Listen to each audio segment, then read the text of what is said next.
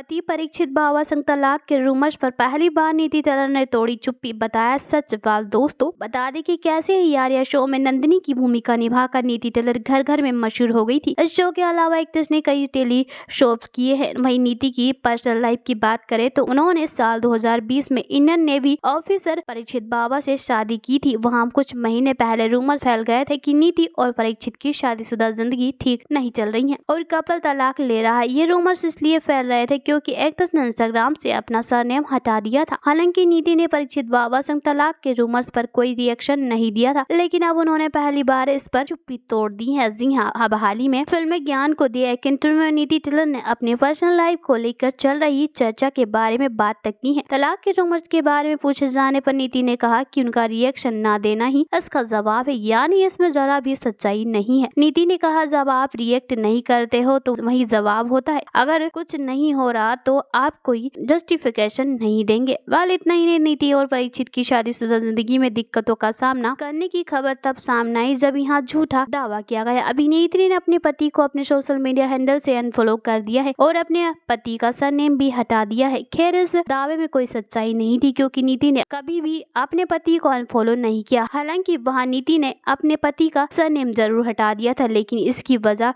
कुछ और थी। टेलीचक्कर की एक रिपोर्ट के मुताबिक नीति ने अपने ज्योतिषी विश्वास के कारण आईजी से अपने पति का सरनेम हटा दिया था और इसमें ज्यादा कुछ नहीं है। वहीं इसी रिपोर्ट में ये भी दावा किया गया है कि नीति का अपने पति के साथ रिश्ता दिन ब दिन मजबूत होता दिखाई दे रहा है। तो दोस्तों, आपको नीति और परीक्षित की जोड़ी कैसी लगती है हमें कमेंट्स में जरूर बताएं। साथ ही नीति से जुड़ी हर एक अपडेट जानने के लिए जुड़े रहे हमारे चैनल के साथ। Thanks for watching.